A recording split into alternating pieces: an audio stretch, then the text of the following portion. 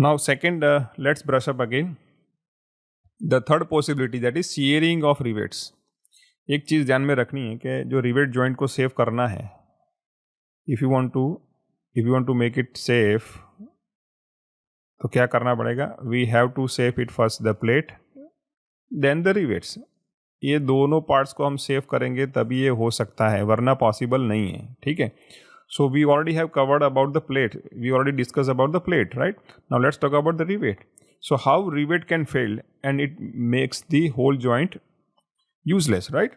So first possibility is that if we choose the first configuration, lap joint, अगर lap joint हम consider कर रहे हैं तो वो उसमें कैसे fail होगा? Let's say when you apply the tensile force like this, it may happen that rivet may shear off from these positions, right? Because these two plates are basically physically disconnected, but simply are joined by a single rivet, or you can say, right?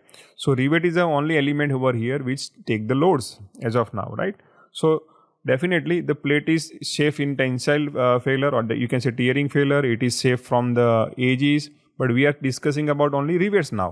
So rivet have a one possibility. It may get fail at this location under the shear failure, right? Now what would be the equations? Let's write the load applied P into area into shear stress, because it is getting failed in shear situations, right? So we have to write the shear stress. So here is simply, it's a circular area, so I am going to write pi by 4 d square, right? Now if you have a more rivet rows, let's say 2, right? In that case you have to multiply by 2. So I can rewrite the whole equation in general form, n for number of rivet rows and the cross section of a single rivet, right? So this is a general equation for shear failure of rivet in lap joint. If I discuss about the butt joint, and there are two situations. तो भाई एक plate होगी जो strap plate है वो एक है, अगर दो होगी तो क्या सिचुएशन होगा? So again if you have you can say single step, the situation is same. आप यहाँ पे ध्यान से देखिए, यहाँ जो सिचुएशन बन रही है वो लैप जॉइंट के हिसाब से ही बन रही है. यहाँ पे भी वो क्या हो रहा है, ये जॉइंट है बट जॉइंट, राइट? लेकिन पॉसिबिलिटीज़ क्या है फेलर की, यहाँ से फेल हो सकता है रिवेट, राइट? सो ये दो प्लेट है, प्लेट 1 और plate 2, we are joining by using third plate called strap plate. But the situation क्या बन रही है यहाँ पे, ये जो स्ट्रैप प्लेट है वो ओवरलैप कर रही है प्लेट नंबर 1 को, और वही स्ट्रैप प्लेट जो है वो दूसरी प्लेट को क्या कर रही है, ओवरलैप कर रही है. So you can say at this location it become like a lap joint. Lap joint की तरह ये कन्फिगरेशन बन रही है, ठीक है?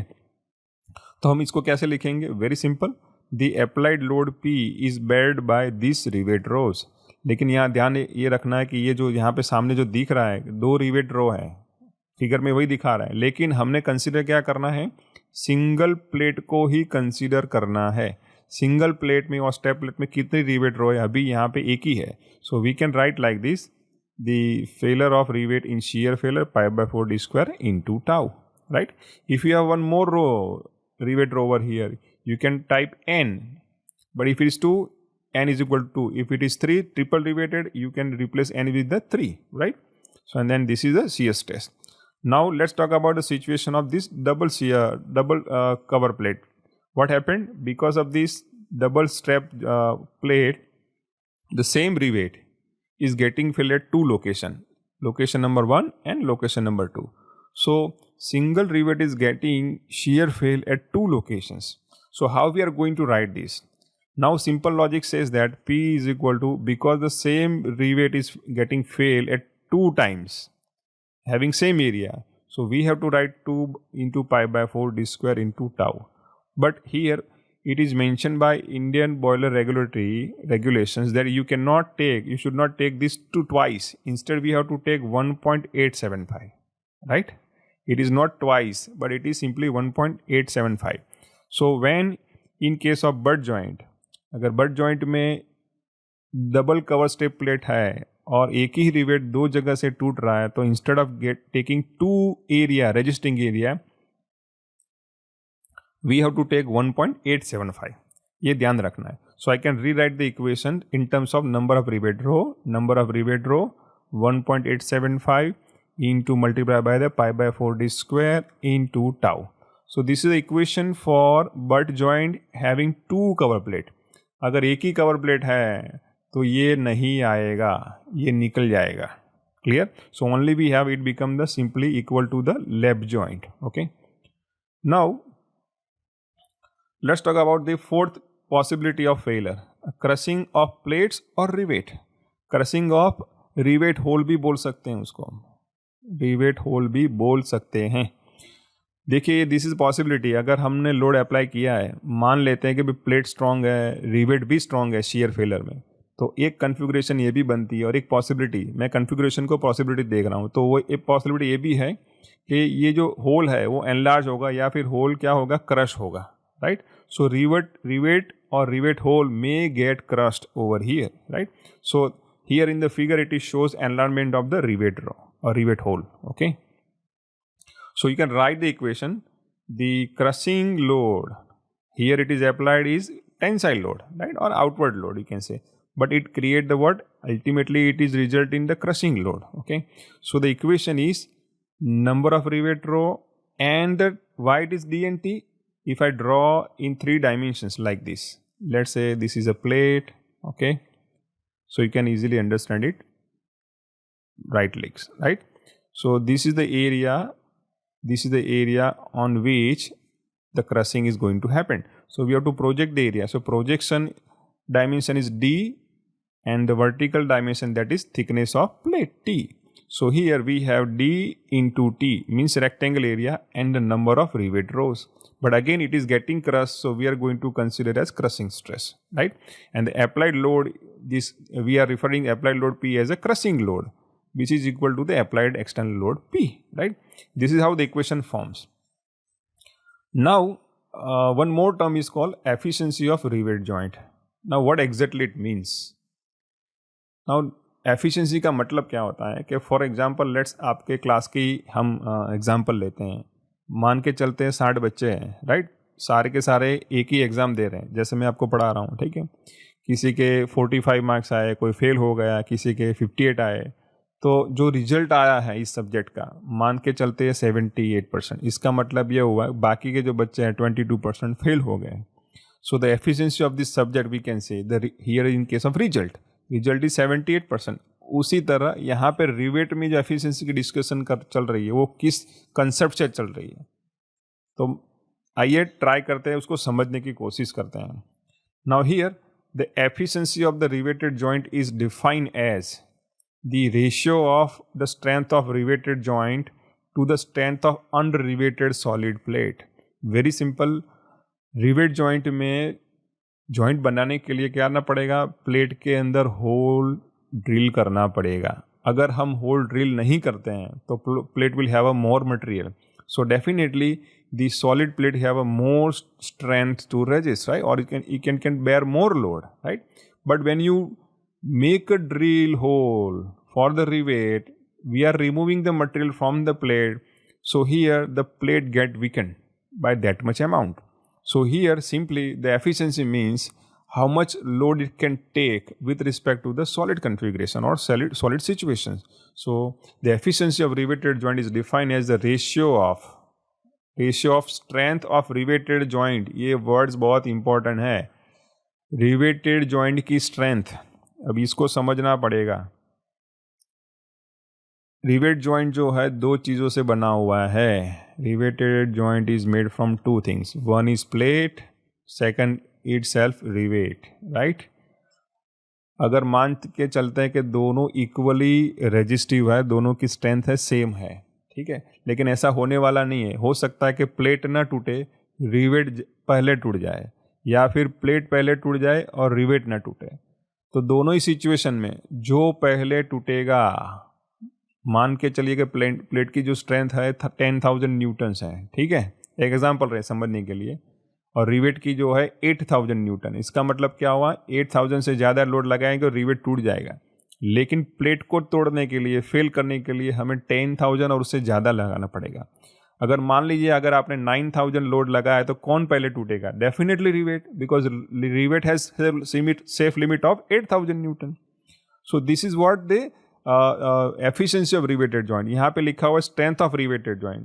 तो जिसकी strength tearing strength of plate, shearing strength of rivet and crushing strength of rivet, इन तीनों में से जो कम है वो ही लेनी पड़ेगी कैलकुलेशन में, right. So this is the concept. फिर से समझने की कोशिश करें, 10,000 इसका है लिमिट है, ये शेयरिंग का 8 है और क्रशिंग का 12 है लेट्स से। तो जब हम लोड लगाना शुरू करेंगे तो कौन से पहले वैल्यू रीच करेगा, तो डेफिनेटली के एट के एन, राइट। तो 8 किलो जो न्यूटन जो लोड है वो पहले रीच करेगा, means your rivet is going to fail in shearing first, right. Then there is a possibility of tearing of plate and then the crushing. लेकिन rivet ही टूट गया तो जॉइंट ही टूट गया, it is failed. Any of the component is getting failed means rivet joint itself is failed. तो हमें वेट नहीं करना है कि प्लेट के 2 पीसीस हो जाए, राइट। तो यही कंसेप्ट है। Here it is written strength of riveted joint. It can be the strength of plate in tearing, it can be the strength of shearing of rivet and it can be strength of crushing. इन तीनों में से जो भी कम है उसके साथ किसका ratio लगाना है, strength of unriveted solid plate. अनरिवेटेड का क्या मतलब होता है, ये रिवेटेड जॉइंट है, यहाँ पे होल है, ठीक है। तो we want a material without hole, so we are going to multiply by P into T into sigma T. So this is what the simply the equations, right? So earlier we have simply subtracted the diameter, right? This is what, अगर हम solid plate लेने वाले हैं calculation में तो वो drill whole नहीं लेना है, मीन्स डी नहीं आएगा। तो सिंपली इक्वेशन क्या आएगा, a tearing strength of plate is equal to pitch into T into sigma t. Definitely this has got higher value. यहाँ पे क्या है, हमने डायमीटर को सब्सट्रैक्ट नहीं करना है, राइट। तो यही कंसेप्ट है एफिशिएंसी ऑफ रिवेटेड जॉइंट। आसान शब्दों में समझाएं कि भाई सॉलिड प्लेट की जो स्ट्रेंथ है वो सबसे ज़्यादा रहने वाली है, लेकिन रिवेटेड जॉइंट जो है उसकी स्ट्रेंथ लेनी पड़ेगी। यहाँ tearing of plate, sharing of rivet and crushing, तीनों में से जो कम आएगी उसको डिवाइड क्या करना है, tearing of the solid plate, right. That is equal to P into T into sigma T. तो ये हमेशा ये ज़्यादा ही आने वाली है, राइट। लेकिन ये जो आएगी इससे कम आएगी and that's why it is less than 100%, right? Now the strength of riveted joint is the lowest value of PS, PT, PC determined from the Fehler equation. यही मैंने आपको समझाया कि 4 इक्वेशन हमने कंसिडर किए हैं, ठीक है। 4 में क्या है, एक तो tearing efficiency, tearing strength of the plate है, क्रशिंग ऑफ द रिवेट है and the sharing of the rivet है। तीनों में से जो कम होगा वो पहले टूट जाएगा, ठीक है। तो वो लेना है। So here the strength of unriveted solid plate we are going to consider as this pitch, thickness of the plate and the sigma t. मैंने अभी पहले ही समझाया कि भाई रिवेट हमें नहीं लेना है, तो रिवेट का डायमीटर हम सब्सट्रैक्ट नहीं करेंगे तो it become the solid plate, right. So solid plate means a unique distance of pitch into multiplied by thickness, okay. So that is how it comes out. Now the equation is the efficiency of rivet joint is N list of PT, tearing strength of plate, then the shearing strength of the rivet and the crushing strength of the rivet divided by pitch T in sigma T, right? So this equation will give you the efficiency. इसका क्या मतलब निकाले कि solid plate के हिसाब से अगर हम रिवेट जॉइंट बनाएंगे तो रिवेट जॉइंट की कैपेसिटी कितनी है लोड लेने की। सो दोनों का जो डिवीजन है उसको हम एफिशिएंसी बोलेंगे। वेरी सिंपल लॉजिक है कि सॉलिड प्लेट में हम लोड लगाएंगे तो definitely it going to take more load compare to the riveting conditions. So it may be 68 और may be the 48, may be the 76, right, depending upon which type of joint you have adapted in design, right. लेकिन ये 100% नहीं हो सकती क्योंकि हमने rivet को fix करने के लिए ड्रिल होल करने पड़ेंगे। जब हम ड्रिल होल करेंगे प्लेट में तो उतना मटेरियल कम हो गया तो definitely the resistance has reduced, so the overall strength of the plate has reduced with respect to solid condition. That's why the term is taken into consideration, ठीक है। Now let's talk about the design procedure of riveted joint. ध्यान से जरा देखिएगा और सुनिएगा कैसे rivet joint को डिज़ाइन करते हैं। अब डिज़ाइन करना क्या कंसेप्ट है मैं पहले ही शॉर्ट में आपको समझा देता हूँ, ठीक है। कोशिश करता हूँ कि रिवेटेड जॉइंट का मतलब क्या है कि we have to have a plate thickness, right. We have to arrange the rivet rows like this, तो we must know the pitch distance, okay. तो पिच का मालूम होना जरूरी है। We must know the rivet diameter. अगर ये मालूम हो जाए, तीन टर्म मालूम हो गया तो रिवेट जॉइंट क्या हो गया, डिज़ाइन हो गया। अगर ये डबल रिवेटेड है we do have to find the distance between 2 rivets row which is called back pitch और डायगोनल पिच, वो भी हम फाइंड कर सकते हैं। लास्ट में हमें क्या फाइंड करना पड़ेगा, we have to find out the margin distance. अगर ये चार जो डायमेंशंस है हम सेफली फाउंड कर देते हैं with respect to failure equation, then we can say we have safely design the riveted joint, right?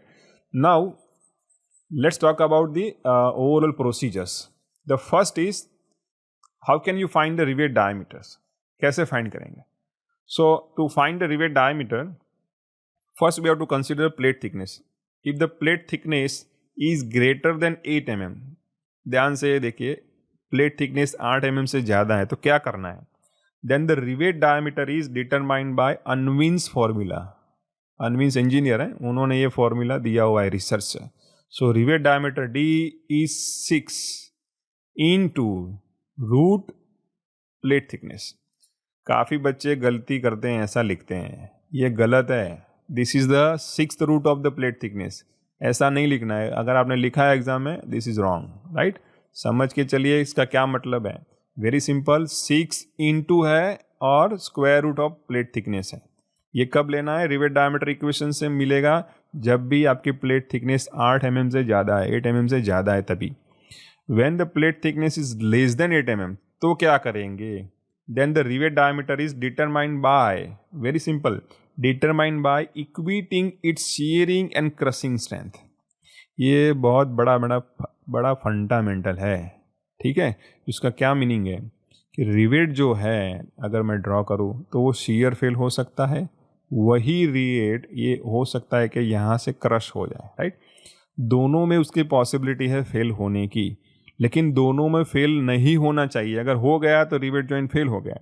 So we want to keep this rivet safe in both situation. One is shear failure, one is crushing failure. So we have to keep them equal. We can not increase either strength. Shearing में fail ज़्यादा, उसकी strength ज़्यादा है, crushing की कम, ऐसा नहीं कर सकते. We have to keep them equal. So by equating them by logic, shear में भी फेल नहीं होना चाहिए, क्रशिंग में भी नहीं होना चाहिए. इसका मतलब क्या है? मिनिमम दोनों की strength, shearing failure strength and crushing failure strength has to be equal. One can not be more than the other. अगर ऐसा हो गया तो we do not have to use other equation. अगर शियर की ज़्यादा है, क्रशिंग की कम है तो क्रशिंग में ही फेल होने वाला, या फिर क्रशिंग की ज़्यादा है, शियर में कम है स्ट्रेंथ, तो डेफिनेटली इट इज़ क्रशिंग में सेफ है और शियर में फेल हो जाएगा. So we don't have to consider both the equations, shearing and crushing. So to make the rivet safe in both situation, we are going to take the strength of shearing, strength of rivet and strength of crushing same, right? वही logic लगाया है. अगर जब plate thickness कम है 8 mm से तो rivet diameter इस equation में फाइंड हम नहीं कर सकते. We have to find the rivet diameter by equating its shearing strength, that is PS, and crushing strength is equal to PCR. दोनों को हम इक्वेट करेंगे तभी हमें रिवेट डायमीटर मिलेगा. Strength of rivet, shearing and crushing strength of for one rivet is determined. देखिए ध्यान से पढ़िए. Shearing and crushing strength of one rivet is determined, and whichever is minimum is considered as the strength of joint. ठीक है? इसका मतलब क्या हुआ?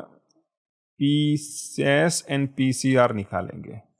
दोनों में से जो कम होगा उसको प्लेट की टीयरिंग स्ट्रेंथ के साथ हम क्या करेंगे? कंपेयर करें.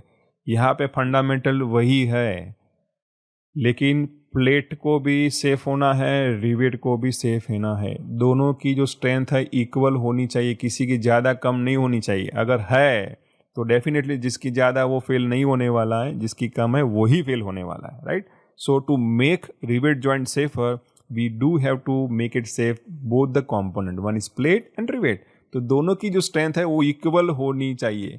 लेकिन रिवेट फेल हो रहा है दो सिचुएशन में, शियरिंग में भी हो रहा है, यहाँ पे शियरिंग में हो रहा है, क्रशिंग में भी हो रहा है. तो दोनों की स्ट्रेंथ कैसे इक्वल होनी चाहिए, ठीक है?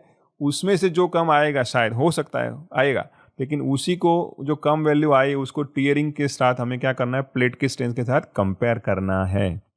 तभी जाके हम बोलेंगे भाई रिवेट की जो स्ट्रेंथ है मिनिमम है वो भी प्लेट की तरह होनी चाहिए, प्लेट के इक्वल होनी चाहिए, तभी ये रिवेट जॉइंट है सेफली काम करेगा. अगर रिवेट पावरफुल है, प्लेट वीक है तो प्लेट ही टूटने वाली है. So we can not afford like this from by mathematics. Mathematics हमें क्या करना है? इक्वल रखना है, दोनों कंपोनेंट को सेव करना है कि दोनों की जो स्ट्रेंथ है सेम होनी चाहिए, किसी की ज़्यादा कम नहीं होनी चाहिए, right? So third is pitch for the riveted joint is calculated by determining the minimum strength of the joint. And equating it with the tearing strength of joint. अभी जो मैंने बताया, अगर पिच फाइंड करनी है तो कहाँ से मिलेंगी, तो definitely pitch is only comes in the equation of tearing of plate. तो उसके साथ ही हमें क्या करना पड़ेगा, कंपेयर करना पड़ेगा किसको, least of PS that is shearing strength of rivet और क्रशिंग, दोनों में से जो कम है उसको साथ यहाँ पे कंपेयर करेंगे, तभी हमें पिच मिलेगी, वरना नहीं मिलेगी। लेकिन स्ट्रेंथ ऑफ रिवेट में क्या करना है, हमें फाइंड करना है PT, PS, PCR, तीनों में से जो कम है वही हमारी क्या है, स्ट्रेंथ ऑफ रिवेटेड जॉइंट है।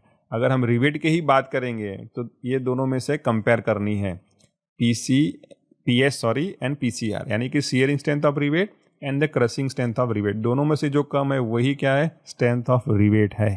ठीक है, let's repeat it again. The pitch for the riveted is calculated by minimum strength of the joint and equating with the tearing strength of the joint.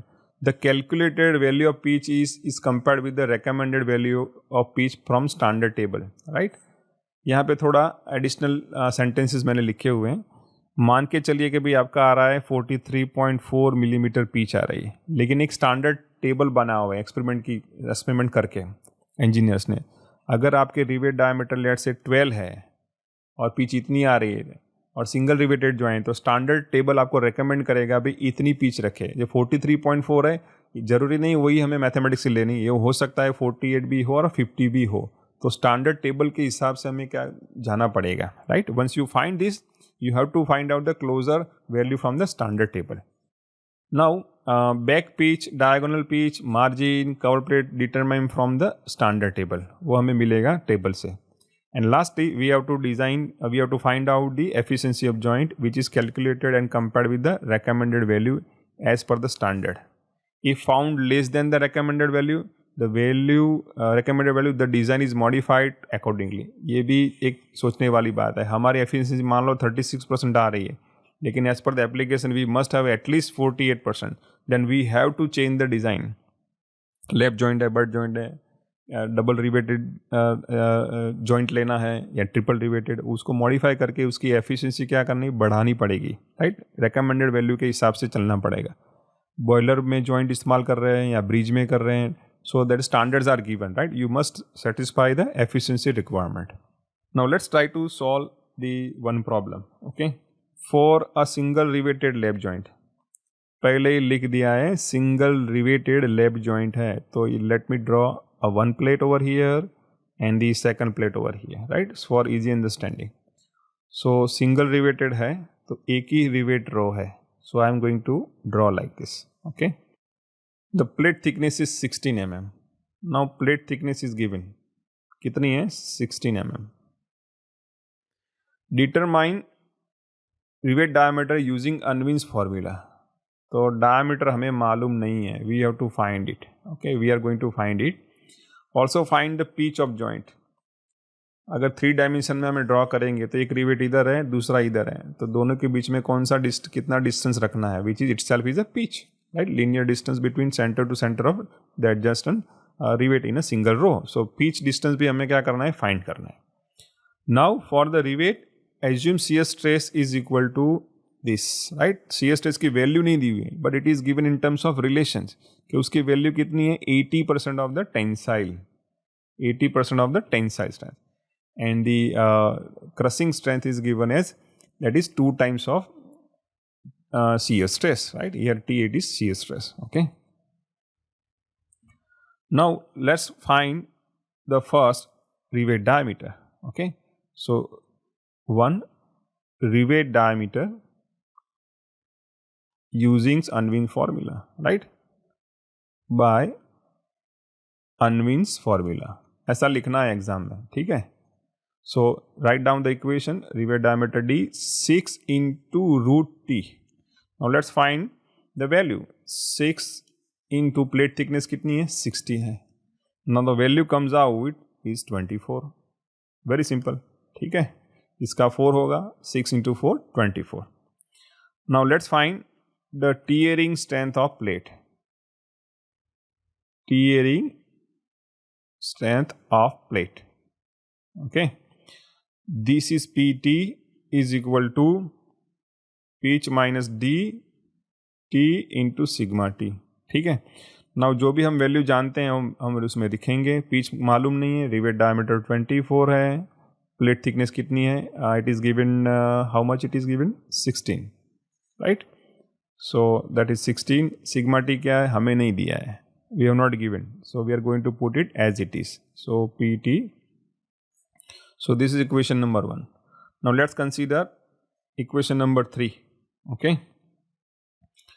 That is shearing strength. अब हम rivet को consider कर रहे हैं, ये plate को हमने consider कर दिया, हमें ये भी जानना है कि भाई रिवेट जॉइंट जो है, rivet itself is has to be safer in shear as well as crushing. So shearing strength of rivet is given by P S. अभी ये देखिए यहाँ पे क्या है, लैप जॉइंट है, ध्यान रखना है, और कैसा है, सिंगल रिवेटेड है। So here N into pi by 4 into d square is a resisting area and tau. So I am going to put it n is equal to 1 because it is single riveted. So 1 into pi by 4, rivet diameter कितना है मालूम है, 24, उसका square. अब ये जो tau है वो कितनी दी हुई है, that is equal to 0.8 sigma T. So I am तो going to replace by 0 into sigma t, ठीक है, permissible value. So this is what it comes out. अगर हम इसको सिंप्लीफाई करेंगे, the value comes out to be 361 point, आपको कोशिश करनी है, सिग्मा टी, ठीक है। So this is equation number 2, so that is shearing strength. Okay, now let's try the fourth equation, crushing strength of rivet. Again PCR n into d into t into sigma cr, ठीक है। अब यहाँ पे एक ही rivet हुआ, single riveted joint है, तो क्या करेंगे, n is equal to 1, rivet diameter is 24 that we find out, and the plate thickness is 16 and we don't know sigma cr, but the relation is given. Here it is what, 2 times of tau. So 2 times tau. Tau की जगह हम क्या करेंगे, ये relation रखेंगे, ठीक है। Again I am going to replace tau here by 0.8 into sigma t. Okay, so simplify these equations and it comes out to be 614.4 sigma t. So this is the third equation, ठीक है। अभी equation number 2 और 3 दोनों किसके लिए हैं, rivet के लिए हैं, ठीक है। दोनों में से कौन सा कम है, डेफिनेटली ये कम है, तो रिवेट शियर में फेल हो जाएगा, क्रशिंग तक हमें वेट नहीं करनी है, because this value is smaller, when you apply load it is going to reach first. तो रिवेट जो है शियरिंग में पहले फेल हो जाएगा, तो ये मिनिमम स्ट्रेंथ है उसकी, उसको क्या करना पड़ेगा, प्लेट के साथ कंपेयर करना पड़ेगा। So let compare equation number 1 and 2. Okay, so here pt is equal to ps. Okay, so equate that equations, very simple. Pitch minus 24 into 16 into sigma t is equal to shearing strength 361.76 and sigma t. Sigma t will be cancel out and find out the pitch. Okay, so here the equation will give you the pitch value of 46.6 millimeter. अब exam में क्या करना है, अगर standard table नहीं दिया हुआ है so you can keep this value, अगर दिया हुआ है तो you have to find it और you can increase the nearest value. In our case the standard table will give the 48 mm, ठीक है। So this is how you can solve the pitch.